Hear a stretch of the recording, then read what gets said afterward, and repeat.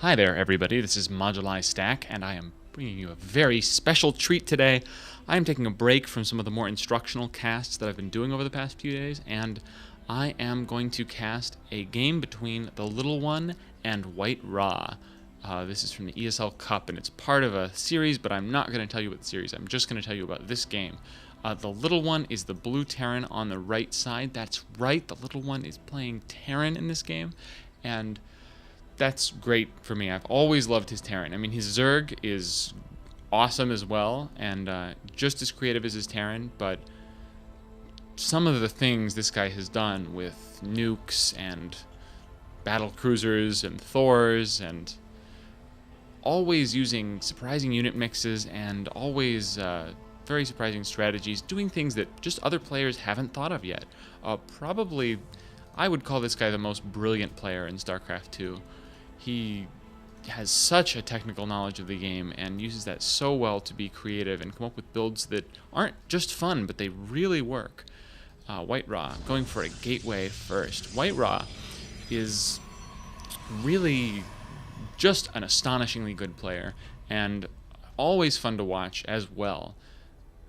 Just does great things with Void Rays. He can do these really aggressive 5 gateway openings, or he can sit back and play a macro game. He's a really versatile player, really strong player. Always love watching his games. So this is going to be a tough match between these two, and I'm curious to see what they're going to do. Both of them going to tech, it seems, getting that gas fairly early. Now, these two have been going up against each other since the beta, and Duckload has managed, well, I have such a hard time calling him Duckload Ra.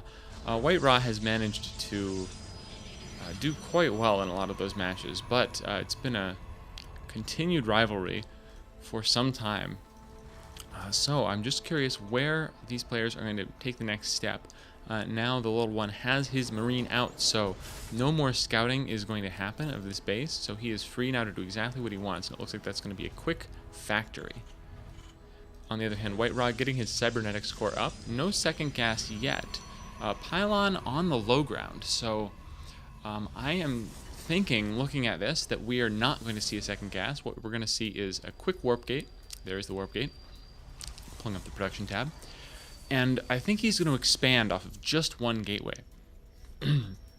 That's what this looks like to me. No, wrong. He is going to get that second gas. Could still expand off one gateway. We will have to see what he wants to do. This Zealot is going to chase around this SCV, or attempt to. Nice micro there from the little one. You always...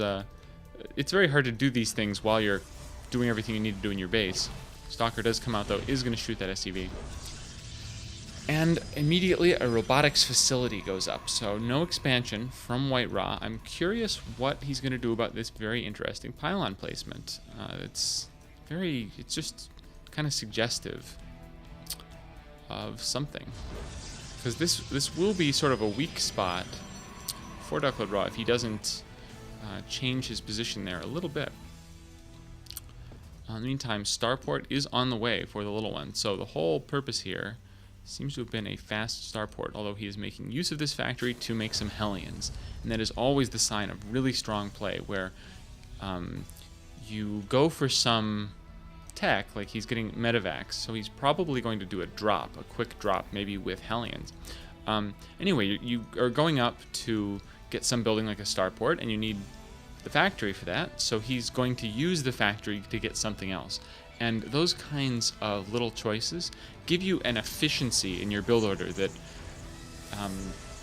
just makes it a lot stronger than kind of these get everything build orders where you say, oh, I'm going to get Templar and then Colossi and then Void Rays, you know, where there's no real purpose to it. But we can see a very clean build order, and there is that drop going off. Not a Hellion drop, an 8 Marine drop, but Duckload Ra is going to see that pretty quickly. Put up a force field, and this is not going to do too much. Hellion's running around the front. I was watching that too closely. Didn't even see the Hellions ringing around the front. So getting a really nice position here, and oh my god, is he going to win the game right now? There is an Immortal out, which is going to help a lot in dealing with this. but Immortals are not invincible, despite the name. That Immortal is going to run away when its shields go all the way down. And wow, TLO doing an amazing job with this quick, simultaneous drop and Hellion run by. And has killed almost all the anti-air, so he's going to be able to just pick up and leave. Damage done. Looking at units lost, oh my god, that really tells the story. 450 lost for the Little One, 1,500 lost for WhiteRa. And to add insult to injury, he is going to scan and take out that Observer. So the Little One in a great position going into the next phase of his build with a command center and an armory. Yeah, there is the Thor on the way. So is he going to transition into a Thor drop? That would be pretty amazing of a transition. Probably doesn't make a lot of sense because Duckload is now on the lookout for drops. So the Little One is just going to sit here with this Thor. I do think that's a nice little transition. No, he's going to do the drop. So Duckload is going to be caught a little off guard here. Only three Stalkers. It's not going to be enough to take them the medevac. So this Thor is going to come out and is going to do quite well against these gateway units. Though the Immortal is out, so I think TLO's goal here will be to take out the Stalkers and then make a quick retreat with the medevac, which he can do when the Stalkers have been killed. And there. Okay, so is he going to get... Oh, man, that was a really nice time. He manages to get away, everything heavily injured, but, oh my god, did I miss some Warp Prism action? This Warp Prism, maybe it attempted to do something, but now it's going to load up 4 Zealots and probably just drop them right back here. So, nice play there. Dark Shrine going up for our Protoss player. So, yeah, of course, TLO does know about this Twilight Council, but will he expect Dark Templar? You see that he has saved a scan, so sharp move there. Probably Duckload is going to time this. Nope, Dark Trend's not quite going to be done, but he is going to kill a number of SCVs. One kill here, 2 SCVs. And Zealot's getting caught in that funnel, trying to block with the SCVs. Zealot's not going to do anything more, and the drones, the SCVs are back to mining. And in the meantime, it's hard to even follow every single transition that Little One is doing, but it almost looks like he's thinking about Banshees. Does that even make sense at this point? Both players going for some really exciting one base builds here. I mean, they're basically it's kind of funny. Duckload, ooh, a lot of money for Duckload. Should be maybe dropping a Nexus, but of course with all the with the medevac out in play, might be a little exposed to get that Nexus up.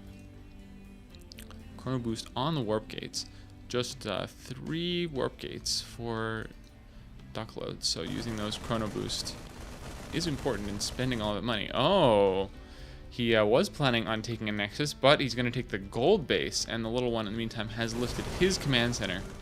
A little bit of Dark Templar action. Scan, unfortunately not revealing the Templar, but the Dark Templar is going to walk by this turret and be killed. 2 Thors out. And does this guy have... I haven't really been looking at the decals, but I guess these Thors are pimped out with stars and stuff. Nexus almost completed. It means when the Little One is mining, and has been for a little bit, ahead in Harvesters, ahead in income, just ahead in general. And this is a scary Marine Thor force here. This is not usually the kind of composition you see against Protoss.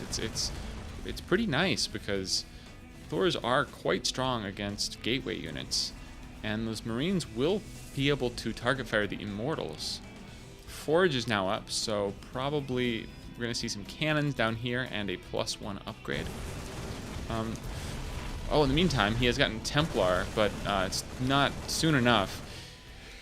TLO walks up the ramp with Marine Thor and takes the game in a, a little bit of an anticlimax there, hoping for a big, exciting battle at the end. Didn't happen. I might go ahead and just cast the whole rest of this series because, man, that was a fun game. So I'm going to go right on to the next TLO versus Duckload Raw game. After this, stay tuned.